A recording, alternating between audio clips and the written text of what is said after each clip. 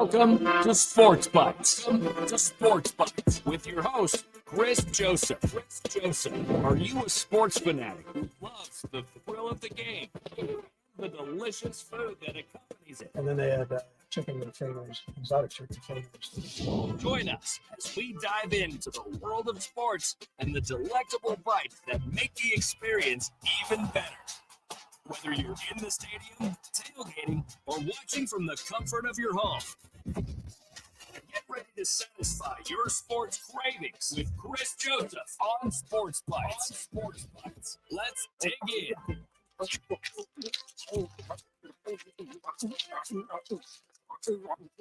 Oh, it is a beautiful Tuesday night, guys. Welcome to Sports Bites. I'm your host, Chris Joseph, and there's a lot to get into in the world of sports. A lot to get into. And we're going to try to dive into this. So pull up a chair, get you a beverage, maybe something to nosh on, because there might be a couple topics in here. I might rub some people the wrong way today. All right. And I'm going to talk a little bit about, quite a few things. Now, I know a lot of people see like the intro and stuff like that on a lot of places where we've been sharing, the college football dogs doing a great job. And I may not talk a lot about college baseball because I think the Golden Boot podcast, who's part of the network, did a great job with that last night. I'm going to talk a little bit about it because last night, Oklahoma, me being a Sooner fan, lost to Connecticut. Connecticut, in the Supers for the second time in 3 years. Knocked out Skip and the boys, but some Big 12 teams represent West Virginia, Coach Mazey, on his swan song heading out. And then you've got Kansas State, Pete Hughes, those guys doing a good job. So it's going to be an interesting tournament. And of course now Oklahoma done. Next time they play baseball, they're going to be a member of the SEC, and I can't wait for y'all to come to Hoover, guys. I cannot wait for y'all to come to Hoover. But a lot's going to be talked about today. I'm going to talk a little bit about OU softball, only because I did some play-by-play for them. They're one of the best things happening, and there's a lot of conversation about women's athletics. We're going to break that down. We're going to talk about it. Article came out today that said Jackson Arnold was overrated. I don't know. Is he? We're going to talk about it. We're going to talk about Jackson Arnold. And I try to tell everybody that, I try to be very level-headed about it. I think I'm one of the only people that can say they're a huge Oklahoma fan and saying 7 to 8 wins this year. And a lot of it does ride on Jackson Arnold. But we're going to talk about Jackson Arnold. Joe Klatt put out something. Oh, my goodness. The most important games in college football this upcoming year. We're going to break that list down. And for our give them a 6 or 6 picks. Everybody likes to talk about food, right? So that's what I do here at Sports Bites. I'm going to talk about the 6 top full-service chain restaurants. Where you go sit down and little prerequisite, over 200 units, stuff like that. But I think, man, it's going to be a good conversation. But we're gonna jump in again. I want to say thank you to everybody involved with the college football dogs. They're doing such a good job. We're I always say here, positively move forward.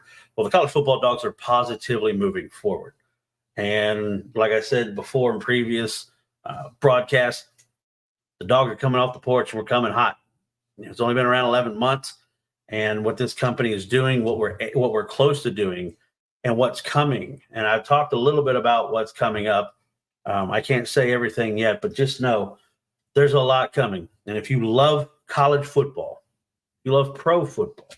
I've been out covering the UFL. UFL, we'll talk a little bit about the playoffs and stuff, right?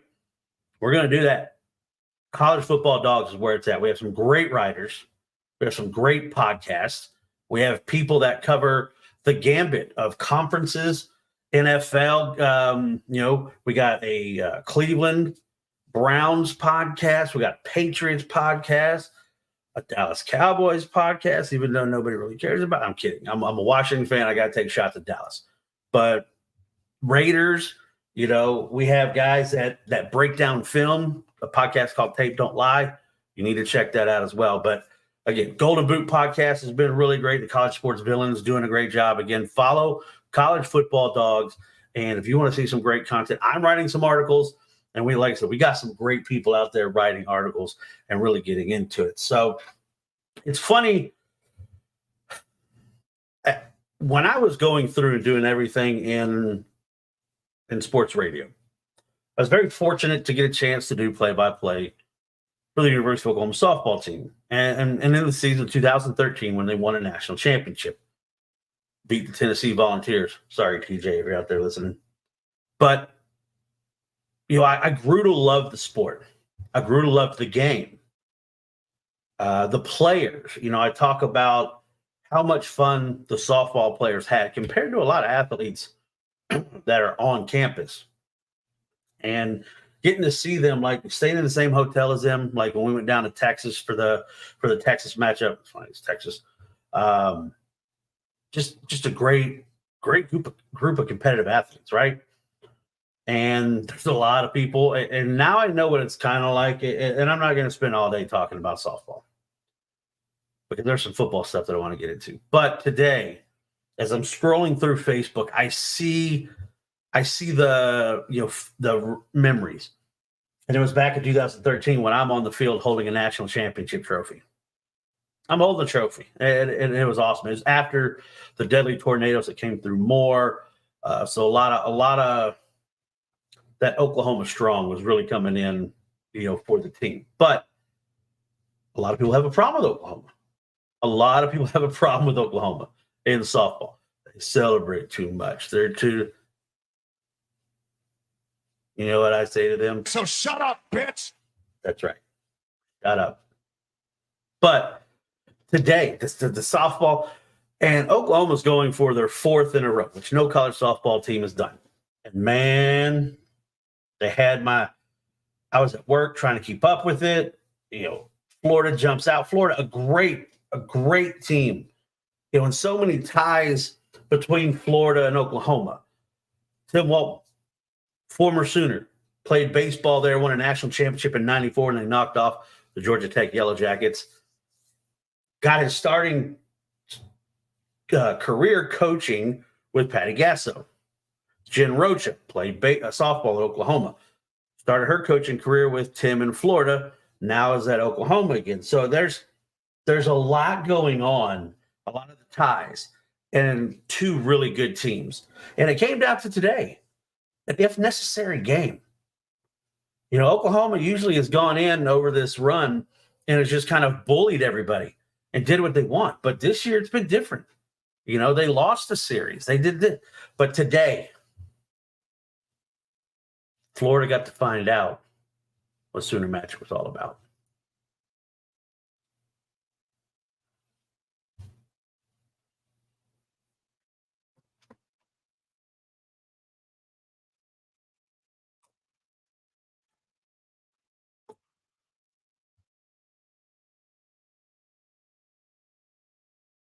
This is Jada Coleman.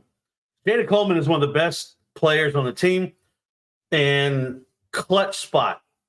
I had just texted my father during the break. We're going to win it right here. Before they came back. Bam.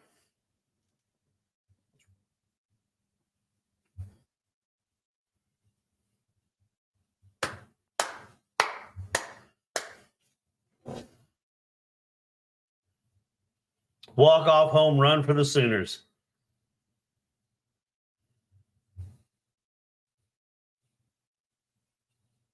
For those that want to know, that's what we call Sooner Magic, baby. And it happened today in Oklahoma City.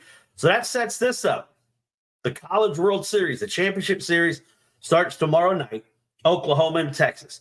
Red River rivalry for the national championship. It's happened before. Now, I'll say this. I'm not a huge fan of Mike White. I think Mike White is a complete tool bag. Yes, he was great with Australia. I'm not a fan of Mike White, okay? Sorry. But this is a big matchup. Texas beat Oklahoma in a series this year. Texas is the number one seed. Oklahoma's the number 2 seed. Oklahoma going for 4 in a row. No team has ever done that. It's going to be fun. Kelly Maxwell, the transfer from Oklahoma State, she had that gut check today, guys. Like that gut check today was, can she get it done? She wasn't on her game like she was against UCLA, but she got it done. There's your matchup tomorrow night, OU Texas. Now, I want to talk a little bit about, and it always seems to come up around this time, and I have the unique perspective of being that I was there in Oklahoma. Like now I live in Birmingham. I'm not far from Hoover. I'm right outside of Hoover where they host the SEC Championship for baseball at the Hoover Met. The Barons used to play there. That's where Michael Jordan played when he was in baseball. The Hoover Bucks, they play there. Everybody knows about the Hoover Bucks from the MTV show. It just works. But people are all up in a tizzy in their feels about Oklahoma playing in Oklahoma City. Okay, here's my thing. Is it an advantage? Yeah. They get a lot of people there. Get a lot of people supporting them. But you know what? Oklahoma State's been there too. Oklahoma State hasn't won a damn thing there. Texas ain't that far. Yes, it's in Oklahoma. Oklahoma City is about a 40-minute drive from campus. So it's not the home stadium. But my thing is, nobody had a problem with the College World Series being played there when it first started. When Arizona, when UCLA, all those teams were dominating. That's all. I mean, they were dominating. It was Arizona, UCLA. The SEC had its time, but now that it's Oklahoma, and Patty's won 7, I think now. It's just people are pissed off. Oh, it's unfair that they play in Oklahoma. Yeah, well, you know what? Beat them. Get them out of there. You don't want to play in front of a home crowd? Beat them. And they stumbled.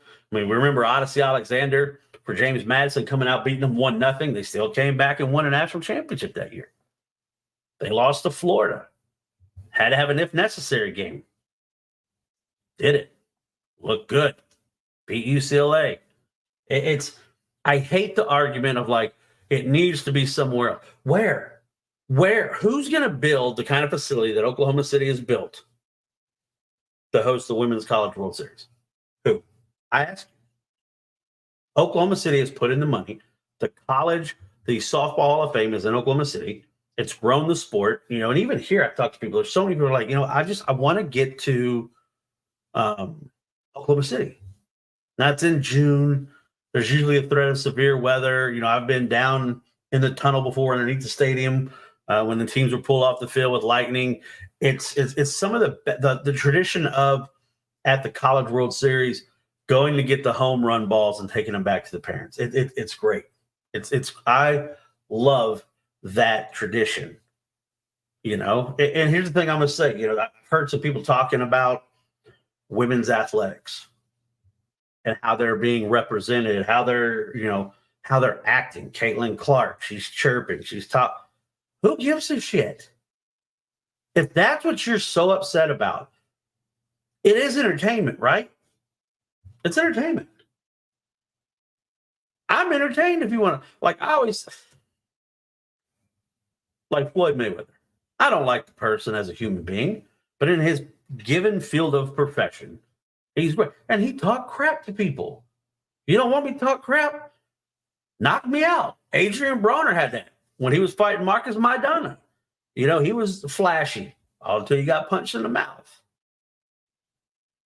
I don't understand this. They get into it. People are like, they don't respect the game. Ugh. So shut up, bitch. That's right. So shut up. All these people that are mad about Caitlin Clark talking, about the OU softball team being excited. Oh, I can't believe they slammed the bat after a walk. I just, who cares? Find something else to talk about, right? All I know is I'm excited. I hope Oklahoma's able to beat Mike White, Patty Gasso. I've loved Patty for a long time. I got to know her when I was there. Not only did I do play-by-play for Oklahoma, but her son played on the high school football team that I did play-by-play for, who's now coaching at Arkansas, DJ. And her other son, JT, is on the staff with her. Love the Gasso family, great people. Good luck to Oklahoma. I hope they go out there and dominate. Now, I want to preface this by saying I have no problem with people writing an article, right? Jamie Barug, the Golden Boot 100. That's right. Golden Boot's awesome, man. The Golden Boot's amazing. George comes rolling in late, does whatever he wants. That's right. That's right. Jamie, thank you. Thank you. Sports are built for tough-ass people. You're right. You don't want me dancing? Don't let me score. You don't want me to pimp it on when I hit a home run? I'm good with it. That's why a lot of people don't like Tennessee. Tony Vitale, all those guys, they don't like them because they talk. It's entertainment. If I'm paying the kind of money to go see a football game, a basketball game, I want to see a little bit of, let's get into it. And for all these old heads that are pissed off about it, answer this. Did you like Jordan? You did, right? Jordan would go into people's locker room with a Heineken in his hand and say, who's guarding me? You? You're getting 40 dropped on you tonight. James, I like these. Go join a ballet class if you can't handle the heat. Damn right, man. Get out of there. Now, what I want to get into now, and this is part of where when I tell people that, yes, I'm an Oklahoma fan. Yes, I covered the Sooners for over a decade and have been around the program, grew up in Oklahoma. Rodman, baby, dropping. Rodman was amazing. I saw Rodman play in college in Oklahoma when he was playing out there, when he had no tattoos and a high top fade. And he was he was a great athlete back then. But when I talk about Oklahoma, I try to have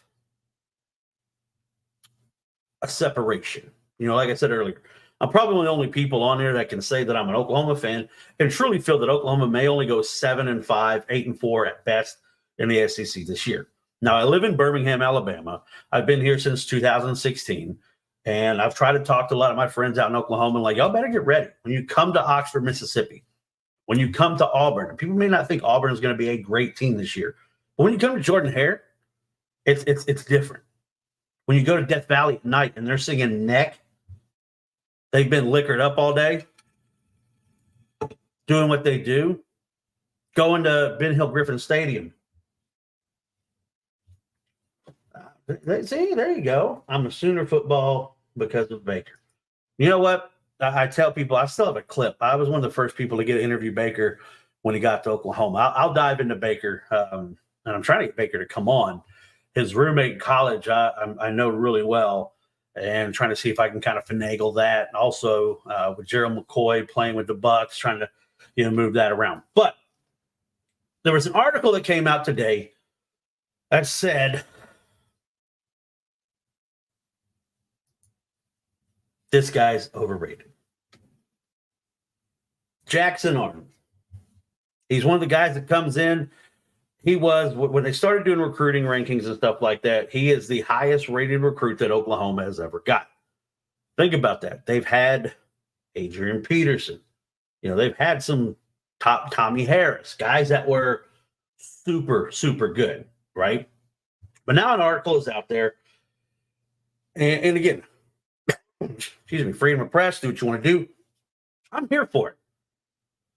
But what I don't like in the media is how quick people are to jump into, oh, he's a bust, he's no good, he's overrated, he's overhyped.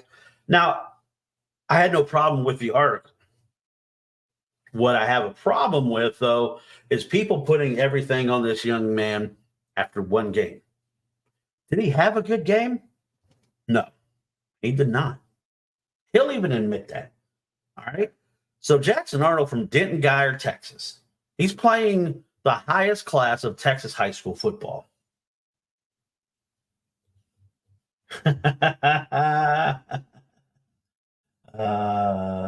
Personally, no.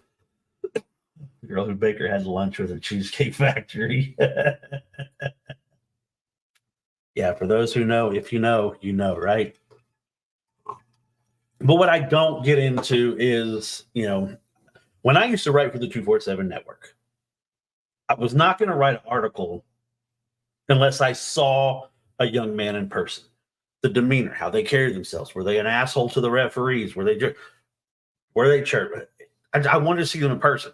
I've said before, even at 47, an old fat man that likes to drink too much bourbon, I could go to a basketball gym, take videos of me shooting, condense it down to however long the clip is, or however many shots I made, to make it look like I never missed a shot while I was there. So I wanted to see them in person. Jackson Arnold played at the top level, and I'll say this: the competition he played against was far superior than what Arch Manning played against. All right, and I still feel that Arch Manning, if his name was Arch Smith, nobody would give a shit about Arch Manning. I don't care that he's not in the game. I'm holding. Shut up. So shut up, bitch. That's right. Tell him, Rock. But what I want to get into, though, is this Jackson Arnold discussion, all right? So I pulled up and I've got highlight clips of the Alamo Bowl. Now, what a lot of people forget is before the end of the year, Dylan Gabriel did get hurt in the BYU game on the road. Jackson Arnold came in, made a clutch first down throw, made a clutch first down run, did some really good things. Now, when you watch this game and you really want to see, for me, and I'm going to be completely honest, it appeared that Jackson Arnold was a tad late on everything. Just a tad late. Now, Arizona came in and had a great game plan. That pass right there, it's tipped at the line of scrimmage. Everybody knew you were going for Drake Stoops right off the rip. A little rollout, and he's got arm. Okay, the arm talent is there for Jackson Arnold. I think this is the interception right here, the first interception. And if you watch again, live bullets, it's his first start. He's starting for the University of Oklahoma. It's a big thing. Interception. Guy steps right in front of Drake Stoops, makes a great play. All right. He made some good throws. I mean, at one point, Oklahoma scored 24 straight in this game. Andrew Anthony wasn't playing, who by far was – a lot of people say Drake was the best receiver. Drake became the clutch go-to guy, right? Nick Anderson was the freshman that, could score touchdowns. Andrew Anthony getting hurt really affected this football team. Now, coming into this year, you have Andrew Anthony, Gibson, Nick Anderson, Deion Kane, who had a phenomenal spring game for the University of Oklahoma. I like that hit right there by Stogner. You also have Jalil Farouk back. Now, in this game, see, that's just a bad throw. Too much air, believing in himself. It's fine. But, again, watching some of these throws, some of on time. Let's see. Oh, there's a Roman Reigns when he started because he sucked, but now he's one of the greatest. So maybe Archie unperforming becomes him. You know what? And he could. He absolutely could. But if you go back, Jamie, and watch some of the film of Arch playing in high school, the guys that he's playing against, not the most athletic. Now, again, Arch had a great spring game as well. Won't hold back, I'm not going to not give credit where credit's due. Arch played well in the spring game. I think mechanically, Arch is better than Quinn Ewers. You watch Quinn Ewers. Go back and look at any tape of Quinn Ewers throwing the football. Any deep passes, it's kind of like a jump push. I don't like his footwork. I don't like his hair either. He looks like the frozen caveman lawyer from Saturday Night Live. Not a big fan of Quinn Ewers. But when you look at Jackson Arnold, and a lot of people want to come out and say that,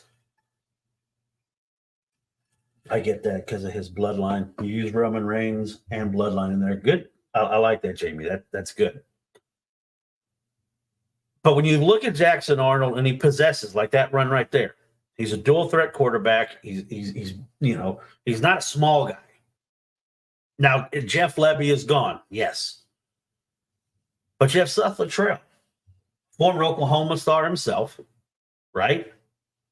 Seth Littrell has done a lot of good stuff when he was in coaching. And it's going to be interesting to see what this Oklahoma offense is. We don't know yet. Andrew Anthony back, Kane, Farouk, guys like it's going to be a different type of offense. Still wanting to push the ball down the field. Go back to this throw right here, right out of halftime. Bam. It's Brendan Thompson, one of the fastest guys out there. Great ball. Great ball. The touchdown pass to Nick Anderson as he's rolling back of the end zone. Great ball. Did he make some bad throws? Yeah, he made some bad throws. Patchwork offensive line. Bill Bedenbaugh's working with him. There's going to be a better offensive line ahead of him. Ball security is big. He rushed 11 times, 65 yards, had a fumble. But I can't get on board. I can't get on board with saying this guy is overrated. Now, there's a young man behind him named Michael Hawkins Jr. Now, Michael Hawkins Jr., as a true freshman, looks every bit the part, right? Every bit the part. There's a deep pass, misses timing. Again, timing. Timing seemed a little rushed for me in this Alamo Bowl for Jackson Arnold. And I don't know if there was a lot of continuity. And maybe because he had so much time to think about making this start for Oklahoma. And I want to talk about the Dylan Gabriel situation. I know a lot of people are sitting here trying to say that Oklahoma fumbled the bag. Oklahoma didn't do the right thing,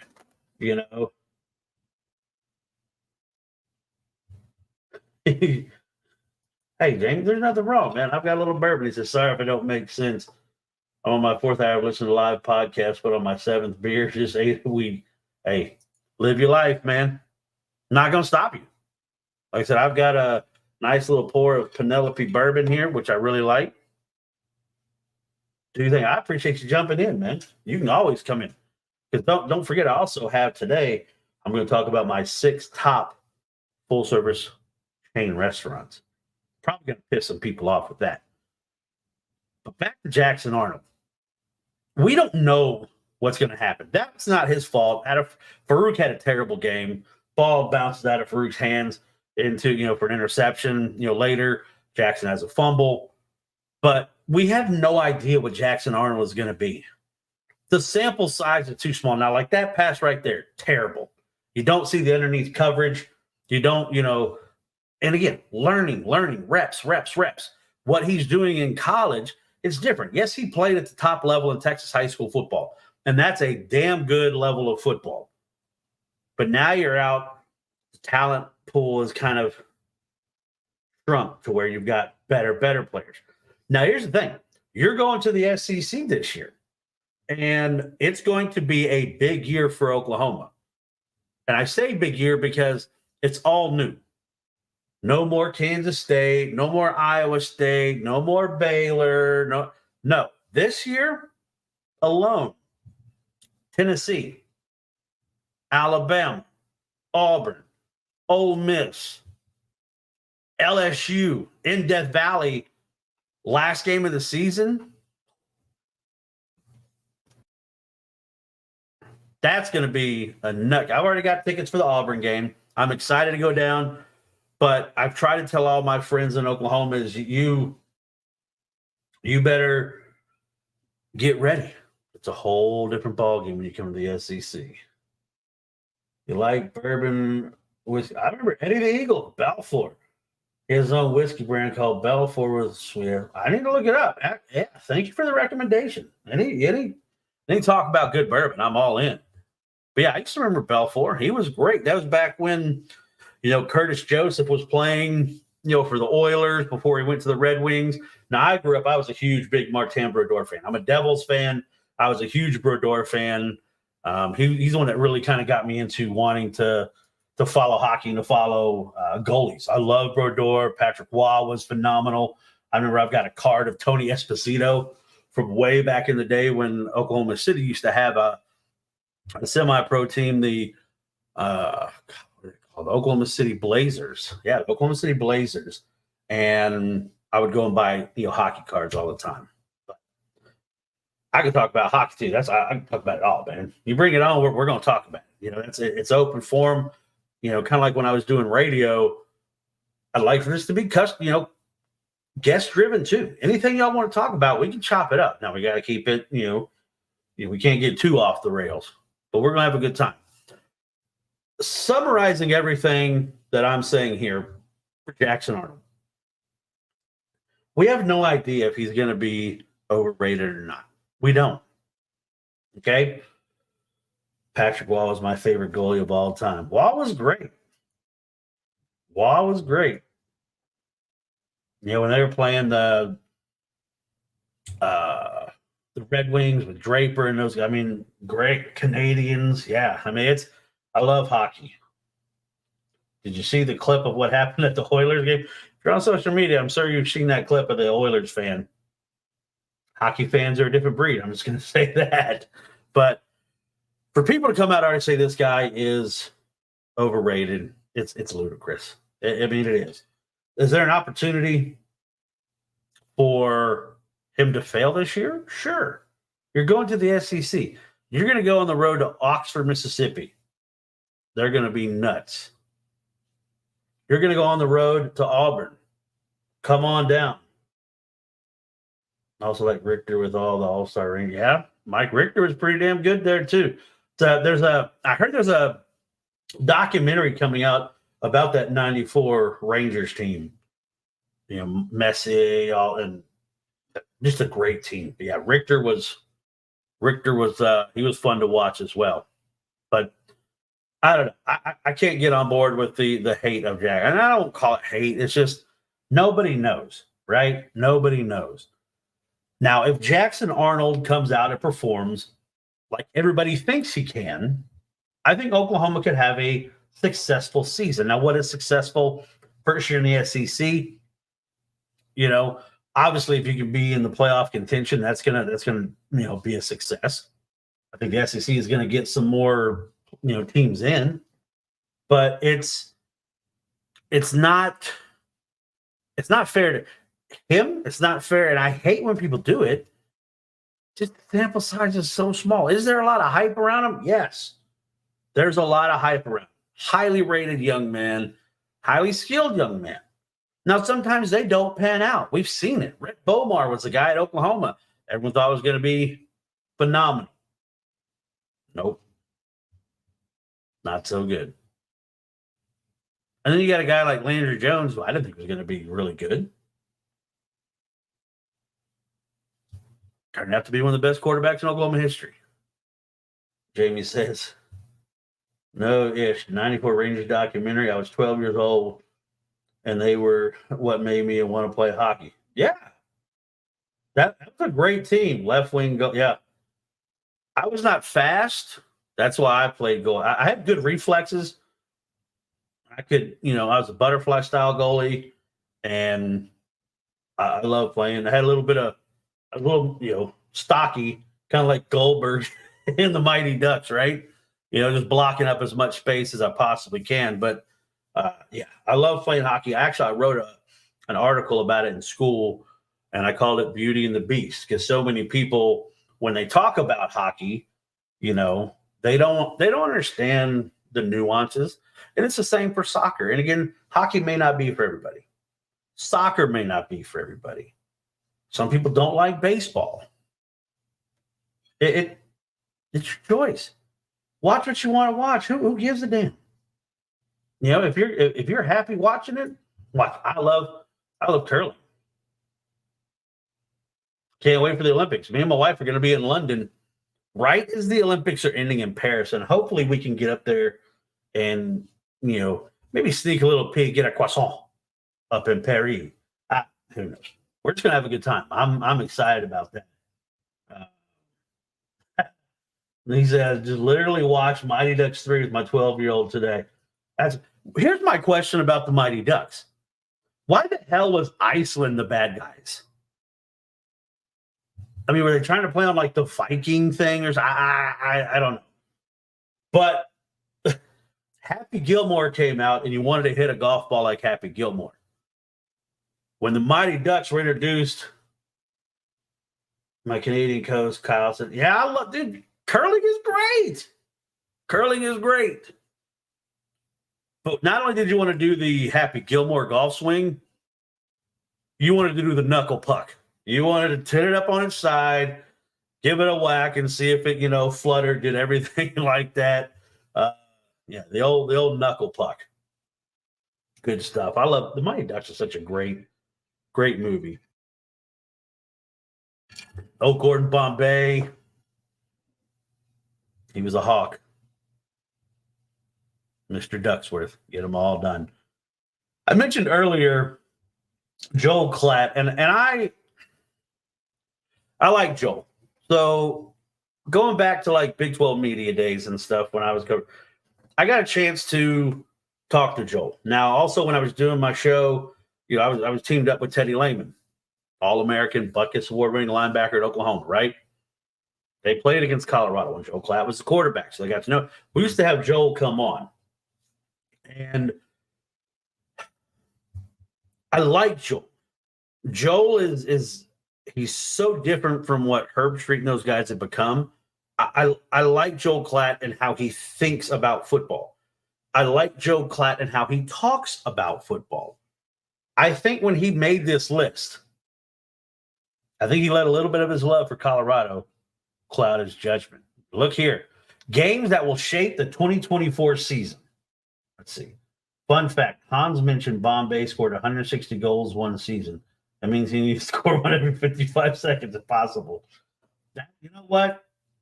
See, that's some people want to dig into that, but that's good. That's good. That's good work. I like that. A goal every 55 seconds. Maybe Gordon was that good. He did the triple deke. I still remember when they were showing a little kid and he, sliding across the ice on his knees, all depressed because he crossbarred it. He dinked it. Not good. But here you go. Joel Klatt. Games that will shape the 2024 season. Right off the rip, LSU, USC. Huge game. I think this is a big game for both. The reason why both, LSU, Jaden Daniels is gone. Heisman Trophy winner is gone. USC, Caleb Williams is gone. Heisman Trophy winner, gone.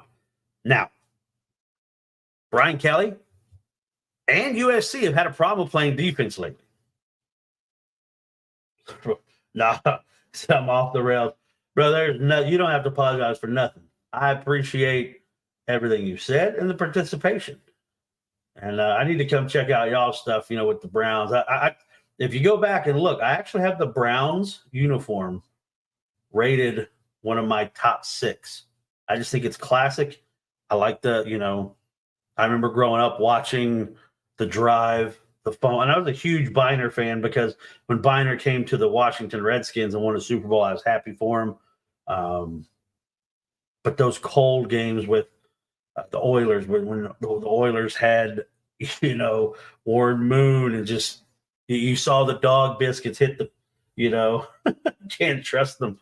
I hear you. I understand. I'm still puzzled at some of the stuff, but my boy Baker did get the beer coolers unlocked in Cleveland for you guys when he won that game. He got the coolers unlocked and let the beers flow free. I'd have loved to have been in Cleveland that night. Oh, my God. So Joe Klatt says USC LSU. I think a game. Oh, you saw Biner. Nice. In a luxury box with Biner. That's because Ernest Biner was such a good dude. Solid running back.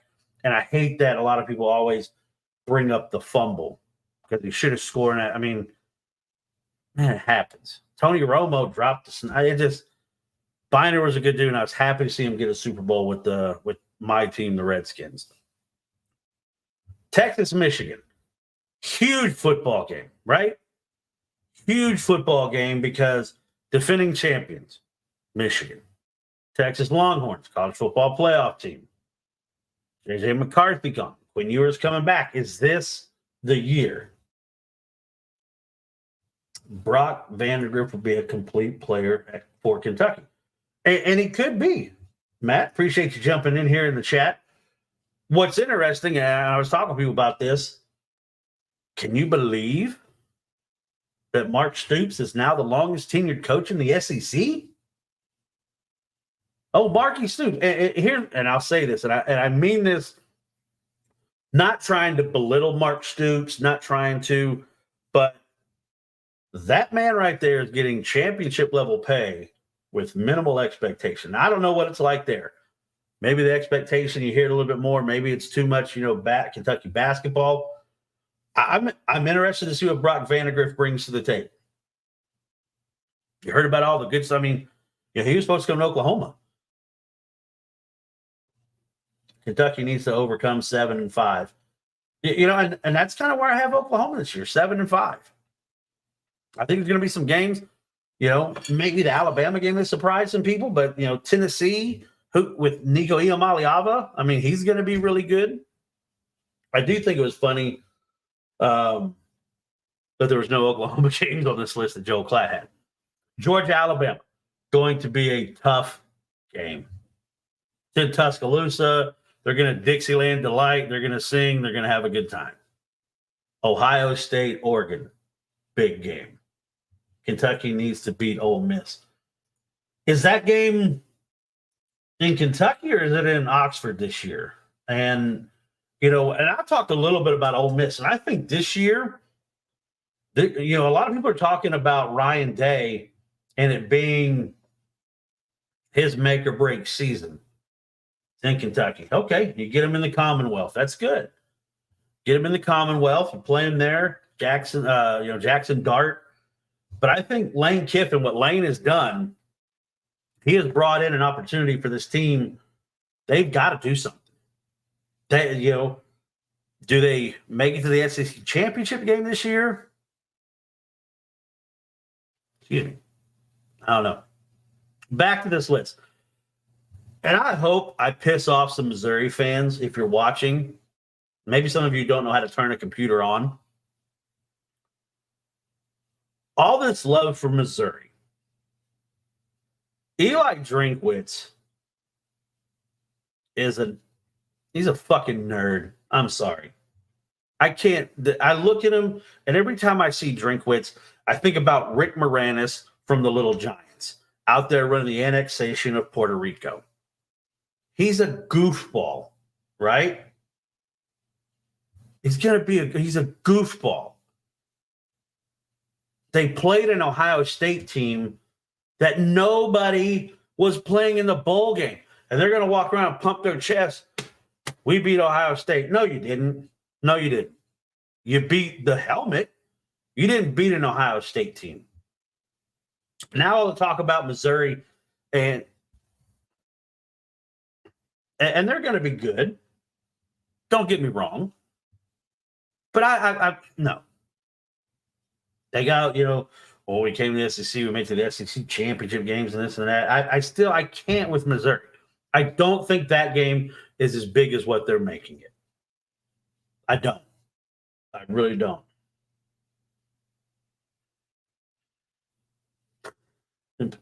No. Put some glue in his hand. That's right.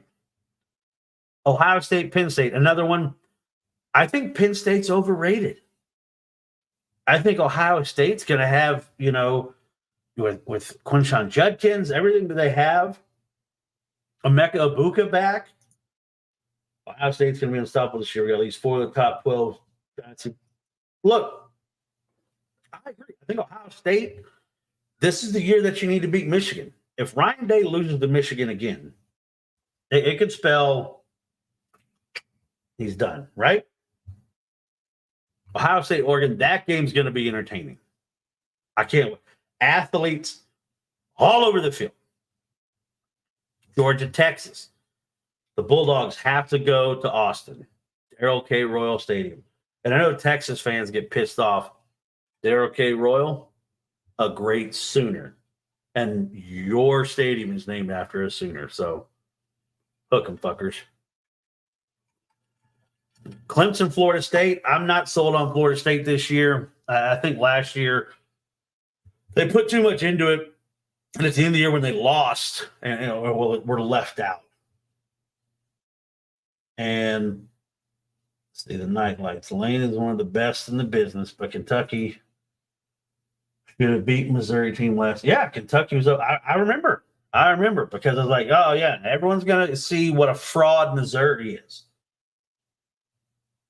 Yeah, you definitely Kentucky should beat Vanderbilt. Don't let Vandy Chris here. Vandy Chris thinks Vanderbilt's going to win 6 games in the SEC. If Vanderbilt wins 6 games in the SEC, I'll get the Vanderbilt B tattooed right above my butt crack. No.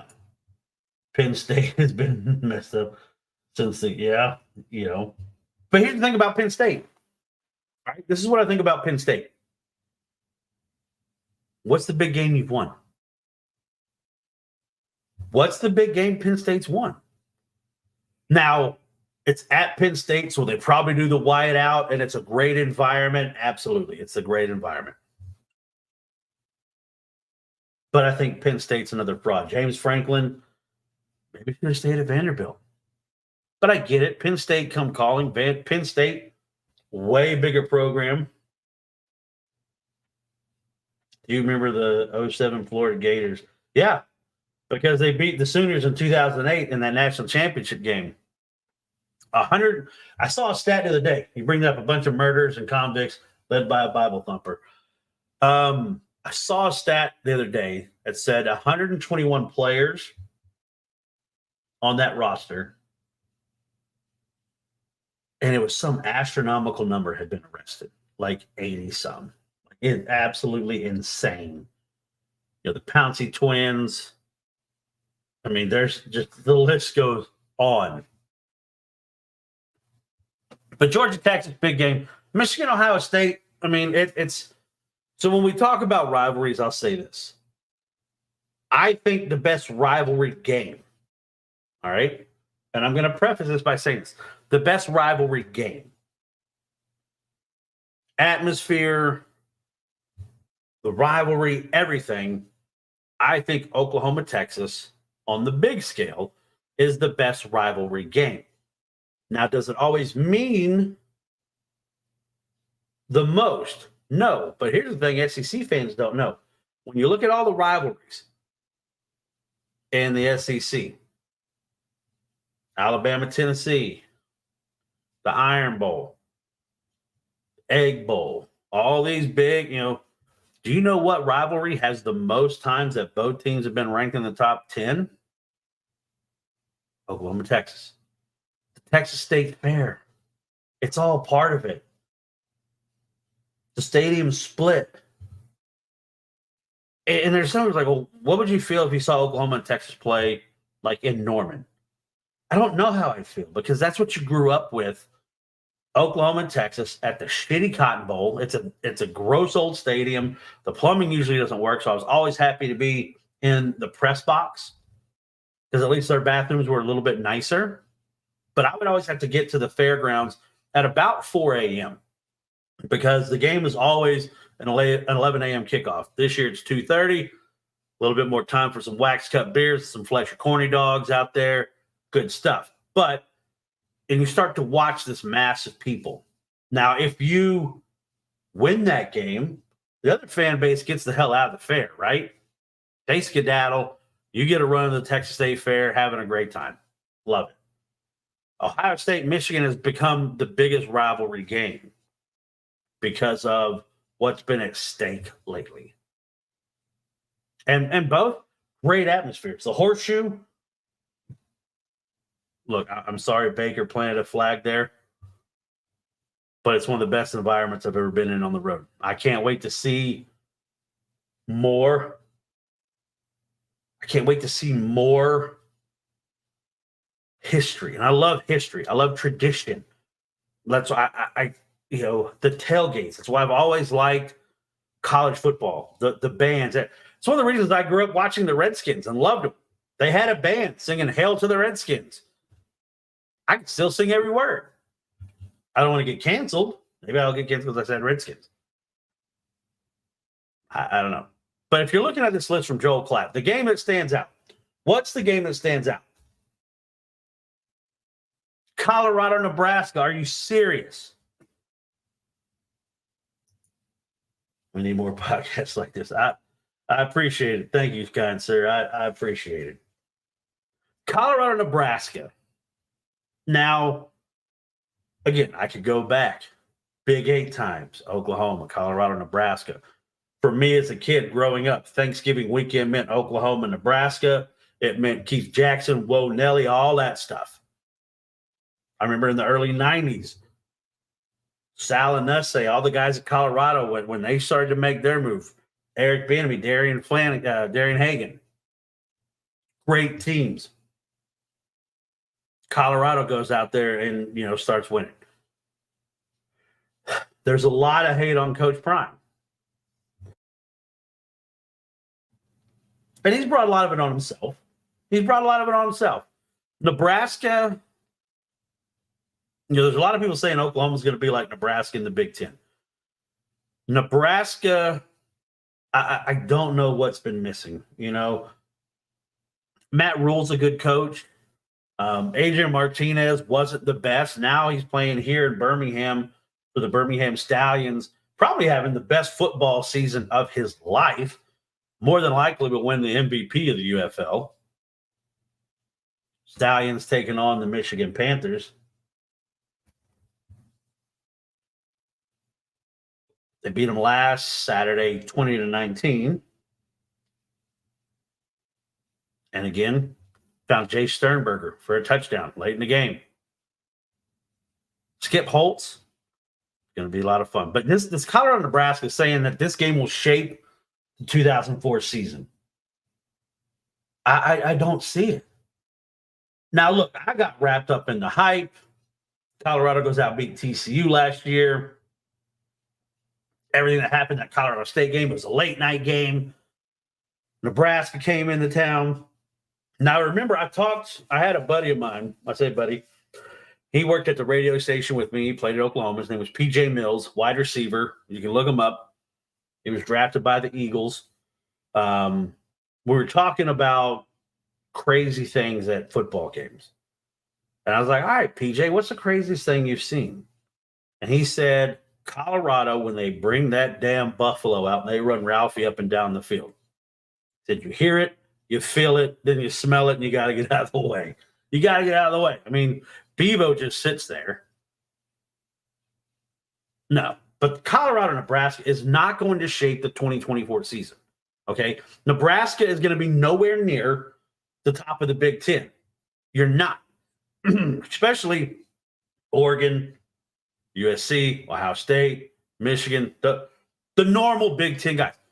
Yes, you have Dylan Raiola. He could be the next great thing. I still don't think that Nebraska is going to make a dent in the Big Ten. I don't. And again, I could be completely wrong. I've been wrong before. I'm going to be wrong again. Colorado. They have to get Shedeur some pass blocking. He can't take beatings like that. And now you're going to the Big 12. But you didn't get away from Utah. You didn't get away from Arizona. Colorado and Oklahoma State, they're going to match up. Colorado's got to stop Ollie Gordon. And look, I may not be a fan of Oklahoma State, but again, respect where respect's due. Ollie Gordon. I'm going to see if I can lure him away from Oklahoma State to transfer to Oklahoma in NCAA college football when it comes out. PJ Mills, nice name drops. Yeah, PJ. Here's what's crazy. I'm going to tell you a little story about PJ. I got to get PJ on. So PJ is from Virginia Beach, from the Hampton, Norfolk area. So am I. I was born at Portsmouth Naval Hospital. Father was in the Air Force. Grandfather was Navy. So Portsmouth Naval Hospital. So I spent a lot of time, a lot of summers in Norfolk, Hampton, Portsmouth, part of P-Town, And so I start to work with PJ.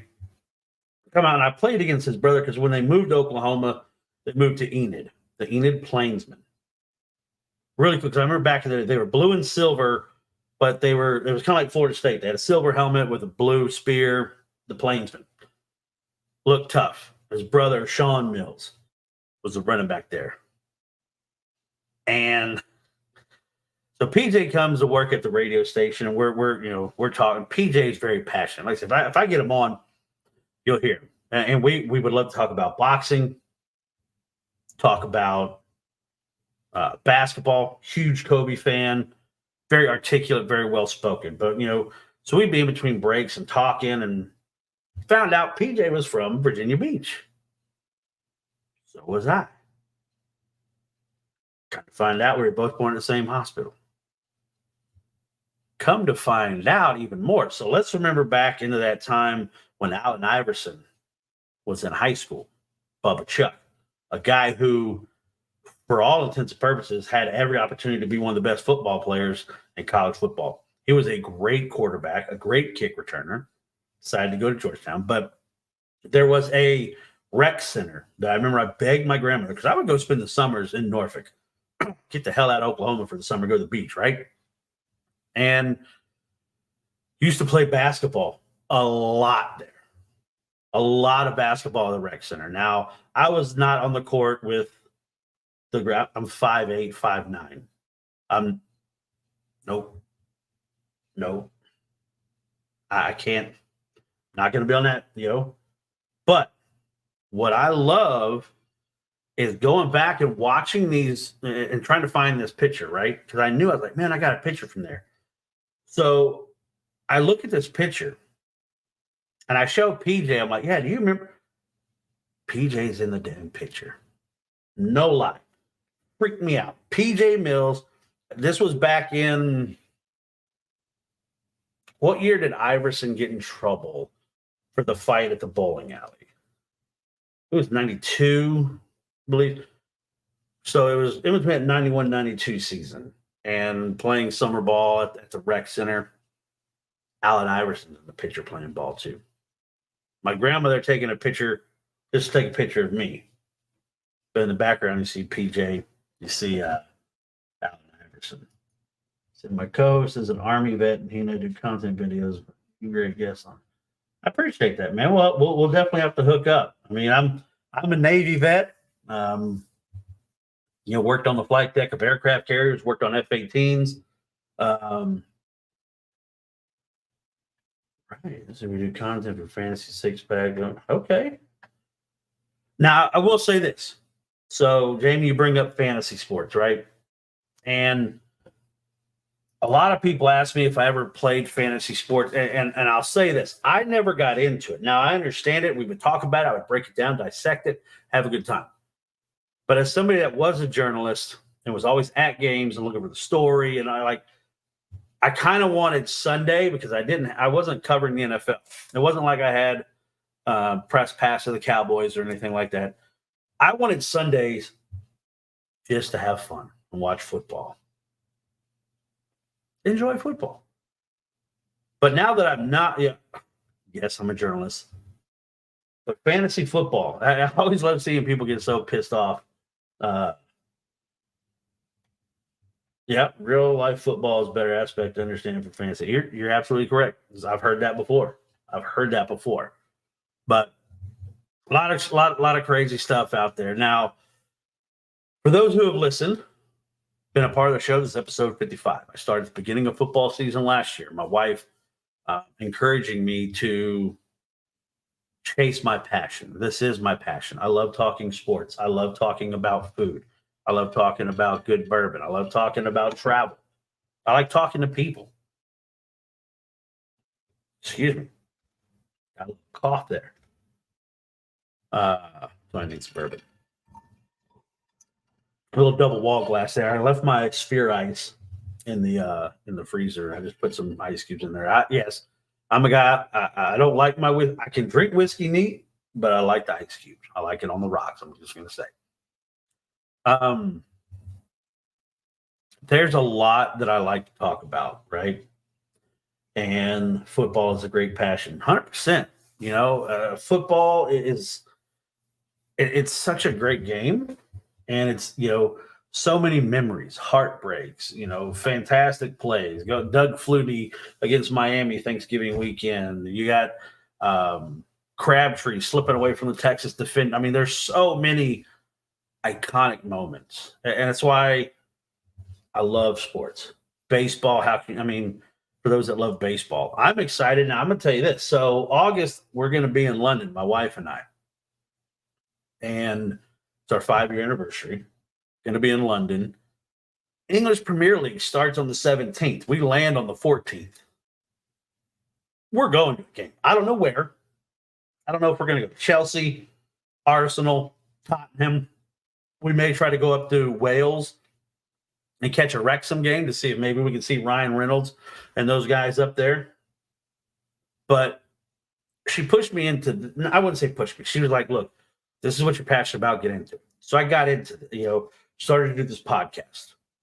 Still have some connections to get some guests on. Jamie being a Cleveland fan, I know Jordan Evans, good friend of mine, played for the Bengals. Had him on. He's a former Sooner. Talking a lot about, it was right before OU Texas. But just talking football and I try to tell everybody, like, I wanted my show to be like the barber shop. Everybody can sit there, you have a good time. If you say something stupid, you're going to get called out. And there's a lot of stupid that gets said in the world of sports journalism. A lot of stupid. And thank you. My wife always laughs. She said, you know your sports. Well, here's to you, man. I appreciate everything. There's a lot of stuff. I mean, I can't wait to go to games this year. I can't wait for the college football game to come out. I'm going to be streaming playing that. I might host some tournaments and do play-by-play since I've done play-by-play for so long. But my other passion is food. I'm a big guy. I like food, right? So I have, Jamie, if you're new to the show, when I was calling football, my touchdown call was give him a sixer, right? Give him a sixer. Touchdown's worth 6 points. And, of course, a sixer. The student section at the high school loved it, right? They had shirts that said, give us a sixer, all kinds of stuff. So I have something that I call my give them a sixer 6 picks, right? Everybody's got a top 10, top 5. I pick my top 6. Bam. Top 6 full service restaurant chains. Here's the snap. Look, swing play to Payne. He's looking to the 10, cuts outside. 5. Touchdown. Give him a sixer. Brian Peyton Gavris looking for a pass down the far side. Caught. Touchdown. Corbin Cleveland. Give him a sixer. Oh, there it is. Give him a sixer. Give him a sixer. That's right. It's time to go over my top 6 picks.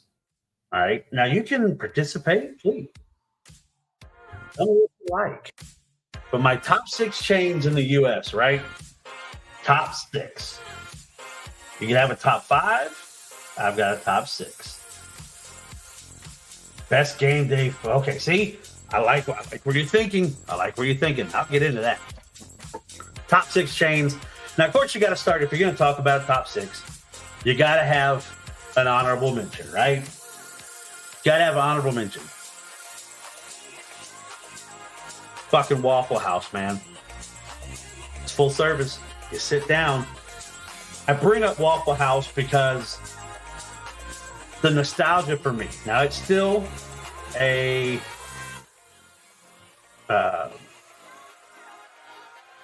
honorable mention. It didn't make my list, but Waffle House, I freaking love it.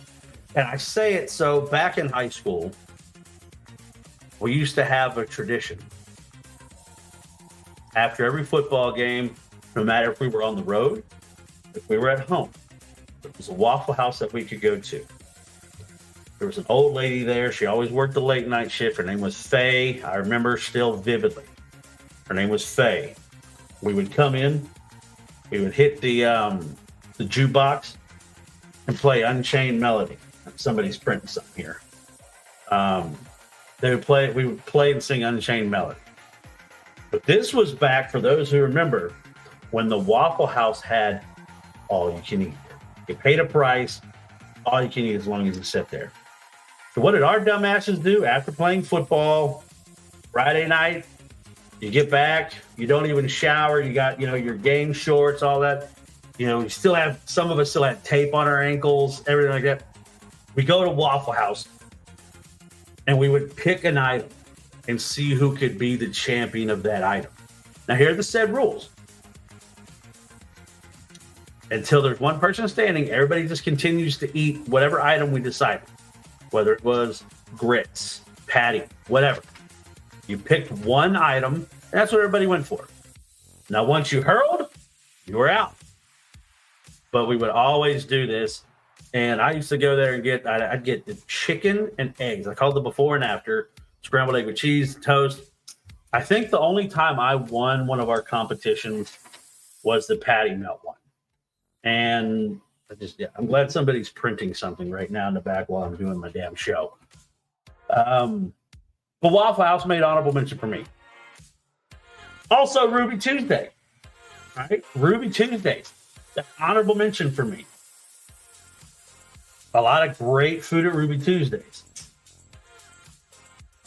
Does want to shout out the Doghouse, Cleveland, Ohio, best smash burgers in Ohio. I like a good smash burger, man. I like a good smash burger. Whew, I like a burger. Now, I'll say I like putting fried egg on my burger. And there's certain times I'll make a Juicy Lucy or do like some blackened seasoning, but I love a good burger. Ruby Tuesdays, man, salad bar, all that stuff. I always liked Ruby Tuesdays. That's my honorable mention. Now, we're going to start with my top 6. Bonefish Grill. I love seafood. Bonefish Grill's kind of everywhere. I like what they do. I like the menu. I like the simplicity. I like the taste, the value, the price point, everything. Bonefish Grill for me is amazing. The one up here is near me in Birmingham. The bartender's fantastic. Makes phenomenal old fashions. That's what I get whenever I go to dinner, is an old fashioned. I want to see how good the bartender is. It's simple.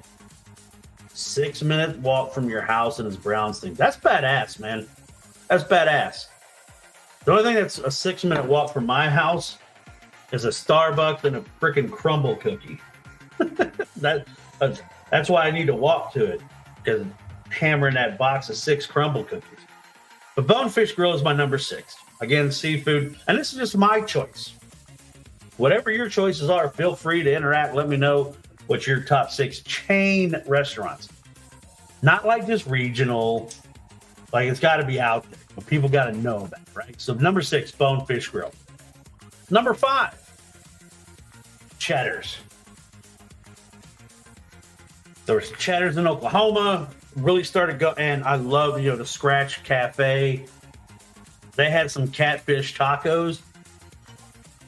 So good. Get blackened catfish tacos, handmade tortillas, fresh pico, had the queso fresco on it. But like everything at Cheddar's, I never went to Cheddar's and left unhappy. I never had a bad experience at Cheddar's. It was the consistency that I liked. I couldn't put Cheesecake Factory on here.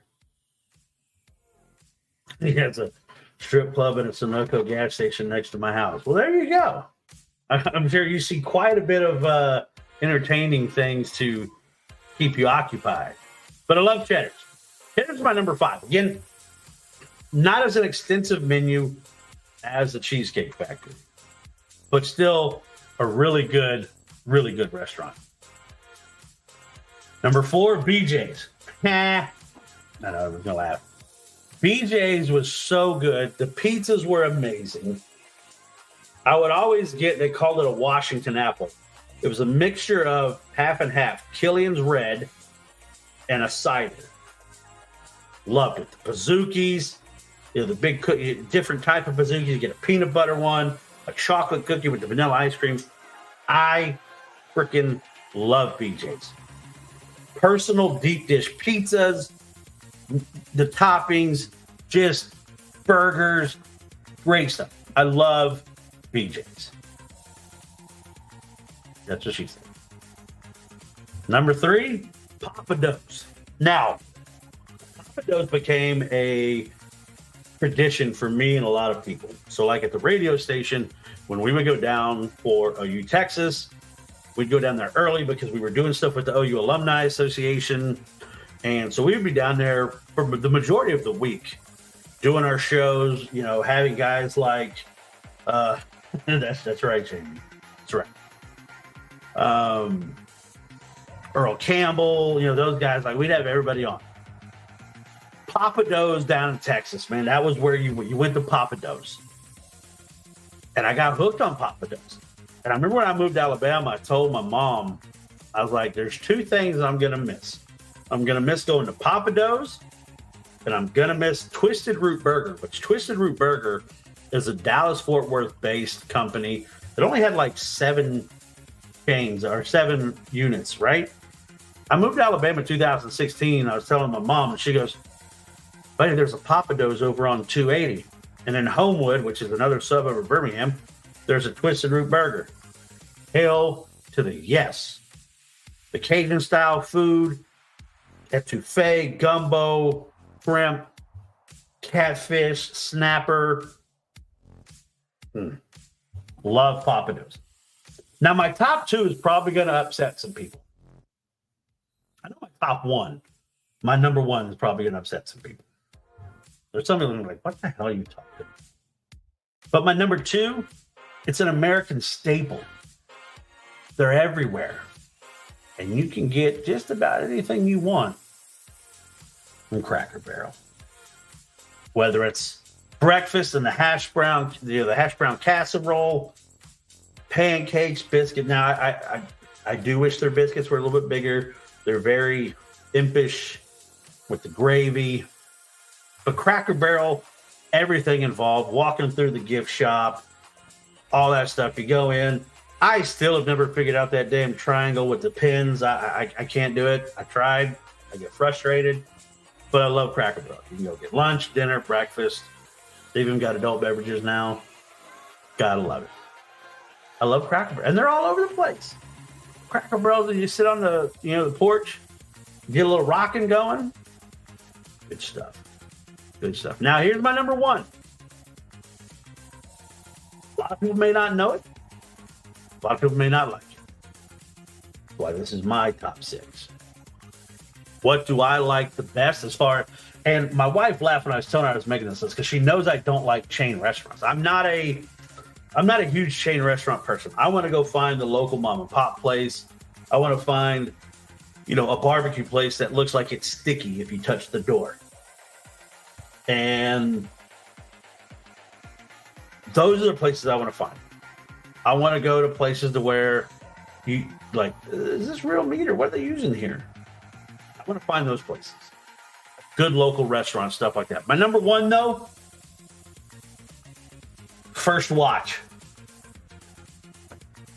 Look, you can hate me now. I feel like Nas. Hate me now. I don't care. First Watch. $1 million bacon. That's all I got to say. They bring you this plate of syrupy, brown sugar, thick-ass bacon. And it is, me and my wife usually will share some. And we almost have to get 2, I get an order, she gets an order. $1 million bacon is, it's so good. Especially if you get, they've got, breakfast tacos. They got breakfast quesadillas.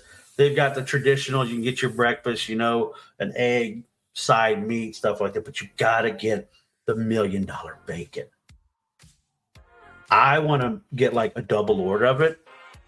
Have like a $1 million bacon sandwich. Little BLT. Maybe put a little hot honey on it, which I like a little spicy. But First Watch, everything they offer, man. For me as a chain, now that's within walking distance too. But it's always busy here. Jamie says, my number 1 chain restaurant is something I've never had. Imagine never getting the number 1 pick in the draft, but crave it. Del Taco. You know, Del Taco, that's an interesting choice. Interesting choice that you like Del Taco. And I say that because growing up, my stepdad was in the restaurant business. And out in Oklahoma, I think it was Oklahoma, Texas, Arkansas. I know some of them closed now. There's a place called Taco Bueno. Good taco. Taco Bueno was so good. So good. We would love to go get food from Taco Bueno. Chicken nacho salad. They had this thing that I used to get all the time. The chicken potato burrito. I could eat probably 6 of them, and I don't care. They had a fresh salsa bar, was great, but the chicken potato burrito, tortilla, and they had looked like a hash brown stick, right? It wasn't fried. It was a little hash brown stick. They put that on the tortilla, this marinated grilled chicken that was great chicken, lettuce, sour cream, shredded cheese, and their queso, which their queso is always so much better than Taco Bell's. Because, again, I like Taco Bell. There's sometimes it just slaps, right? Taco Bell, sometimes you're like, fuck it, I need 20 tacos. Let's go to Taco Bell. But their cheese, like if you get the Nachos Bel Grande and stuff like that, the cheese turns into like epoxy real quick, like Bondo. And it's just not good. But this stuff at Taco Bueno, man, that's where it's at. That's where it's at. Love Taco Bueno. There's so much so, the first time I took my wife out to Oklahoma, we stopped at the first one that we saw. I said, I've never had it. That's why I want it. Might not be that good, but at least I'd like to taste it. Kind of like the Browns getting Baker Mayfield. You know, here's my thing. So obviously, Jamie, you've been around, you watch Baker. I defend Baker quite a bit. I got to interview him. I got to be around him when he was there at Oklahoma before I came up here. And he was the guy that I remember one of the questions I asked him in the interview that I had with him. Because this is coming off the year that Oklahoma beats Alabama in the Sugar Bowl. Trevor Knight's the quarterback, has the game of his life. Of course, people in Alabama are going to say, well, we were reeling because it was after the kick six. They weren't playing for a national championship. You know, I saw players hanging out on Bourbon Street at night. And my honorable mention was Waffle House and Ruby Tuesdays, Jamie. Waffle House and Ruby Tuesdays. But AJ McCarron, his mom and his girlfriend, well, wife now, they're Kristen Webb, they're married, but Dee Dee McCarron and Kristen, we were doing our shows from the Hard Rock Cafe on Bourbon Street, and they came walking in. They stopped the show. But again, coming off of that season, like nobody knew. Baker Mayfield was a freshman of the year at the Big 12, walk on at Texas Tech. Everyone knew he was kind of undersized. Going for two, we do nonsense traveling. It's a lot of fun. And so Jamie, what I'm going to tell you is in the radio business, there would be times that I thought I had mountains of information, tons of stuff that was going to go and make a great show. Notes, statistic, find out where snippets and clippets are, right? And we'd be talking about it, and they're like, "Oh, you watch football? Did you cook something?" "Yeah, man, I made a sandwich at home and made a nice little club." "What kind of chips you have?" Then for the rest of the day, our 4-hour show would be people talking about what chips were the best. It's almost like the debate is a hot dog a sandwich. Like that, we delved into that for almost a month, solid.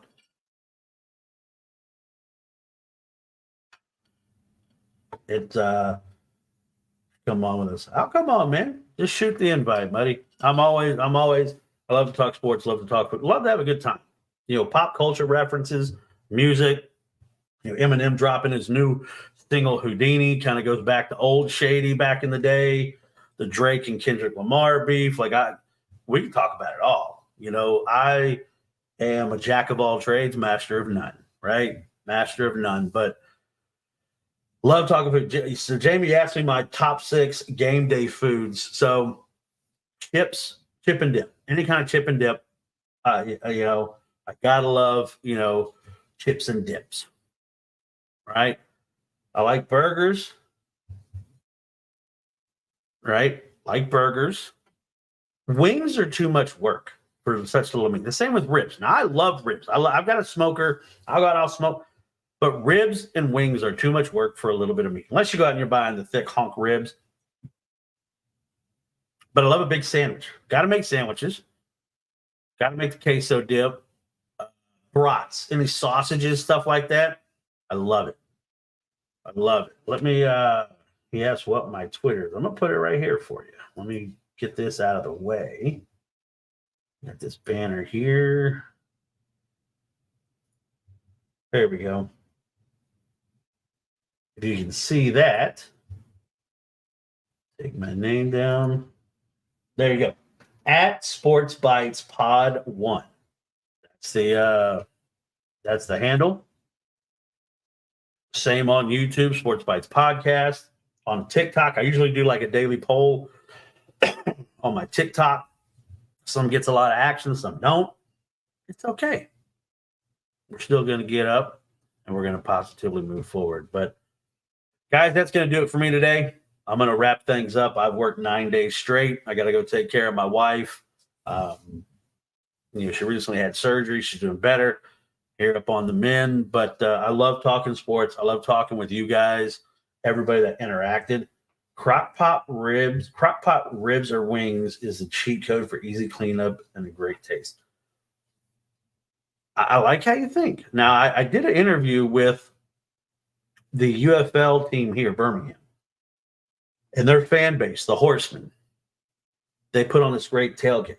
And I'm going to let you know a little secret, Jamie. I had an idea for a restaurant, more like a sports bar and grill kind of thing. And when these people told me how they prepared their tailgate, it brought back the idea of it. I'm going to let it out there because if somebody can do it and make it work, hey, I'm all for it. I'm all for it. But it'd be called Top 10. Why? Because my menu would change weekly with the top 10. Now, there's going to be your stalwarts, but say during football season, Maryland makes it to the top 10. Soft shell crab sandwich, something like that. I would alternate the menu according to the top 10. Appetizers, it'd be like the Blue Bloods, named after Oklahoma, Alabama. I'll have staples that are always there. The thing is, changing your menu, doing stuff like that, you have to be really dialed in on food cost, waste, shrink, all that stuff, right? That would be really, really hard to maintain all of that. But a great idea. Come in the top 10s. There's a new top 10, new food item this week. Bam. Now, maybe you have to get similar ingredients that you can make into different, menu items, but that's my top 10. Thank you for hanging out and talking sports. But Jamie, dude, you can come back every Tuesday night, 8:30. I'll be here. Follow me on Twitter. Send me an invite. I'd love to hop on with you. Like I said, I love talking sports. I love talking pop culture. I love talking food. Sometimes I make people mad. Sometimes people laugh. But we're always going to learn something. I'd show up just for the mystics of what's in there, right? As long as you play sports and have a pool. Absolutely. That's you'd have to. Now, I did learn something that I didn't know.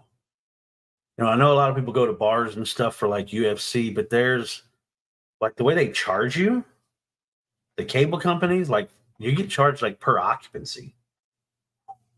Some of those places pay out the yin yang to get UFC fights. Real quick before I get out of here. Big boxing fan. I love boxing. I boxed when I was in the Navy. While my nose is all jacked up, I didn't duck. I didn't bob and weave very good. Sucks that Tyson and Jake Paul got canceled. I would love to see Tyson wallop Jake Paul. I still hope if Jake Paul wants to be taken seriously, you need to fight somebody that's relevant right now. Not Nick Atstern, not, Tyron Woodley. No. Quit fighting these has-beens, guys. No. On that,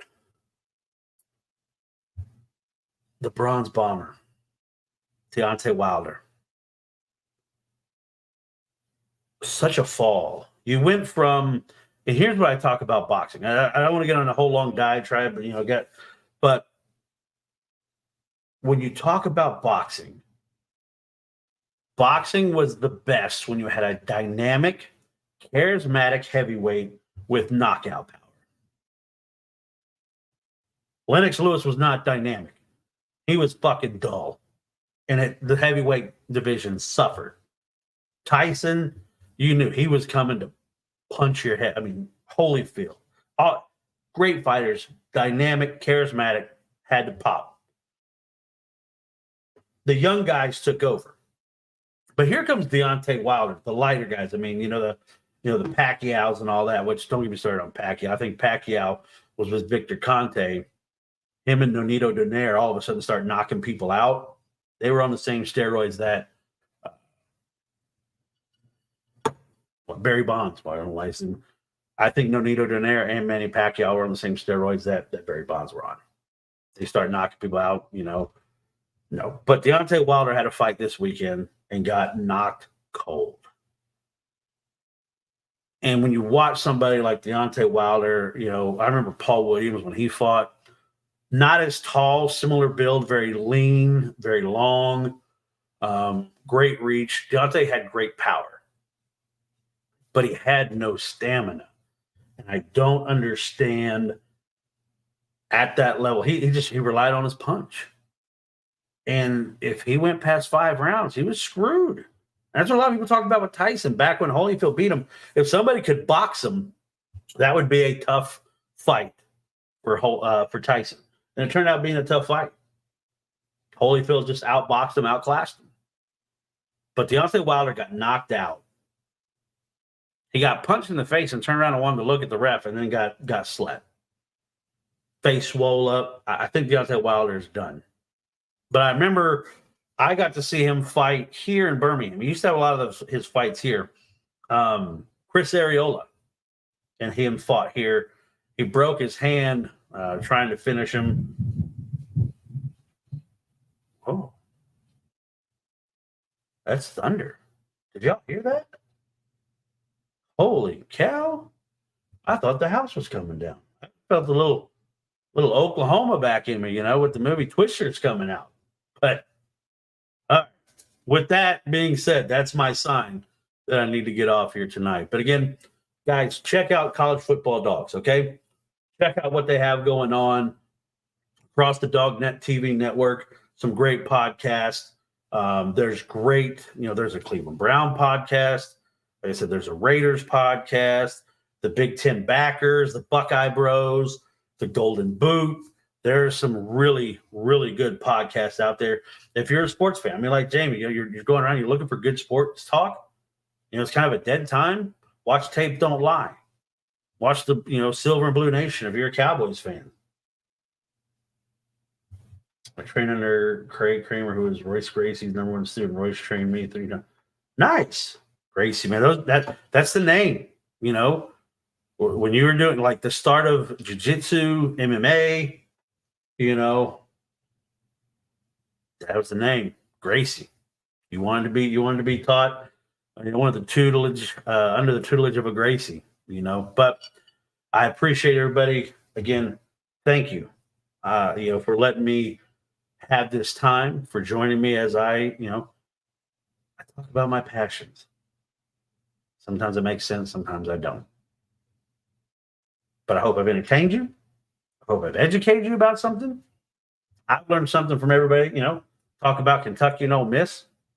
Jamie talking about, really hit it off. I appreciate Jamie hopping in. But I'm going to go finish my whiskey, take care of my wife, You make sure she's doing all right. But again, hey, before we leave, I just got to see it one more time. I'm sorry.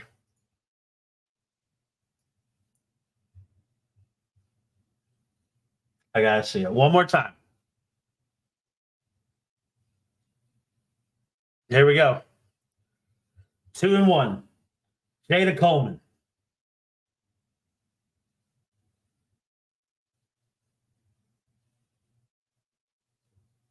And goodbye.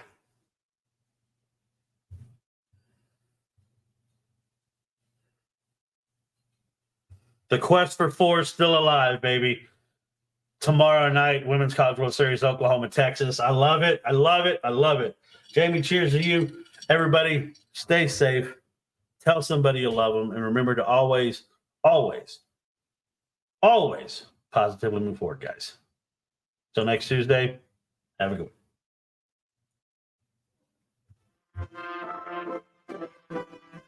Thanks for joining us on this delicious journey through the world of sports and food on Sports Bites. Sports with your host, Chris Joseph. We hope you've enjoyed the game day stories and culinary adventures. Don't forget to hit that subscribe button. And if you've got any mouth-watering sports-related tales or favorite game day recipes, share them with us on social media. Until next time, remember, it's not just about the game. It's about the bites that make it unforgettable. Stay hungry for more Sports Bites.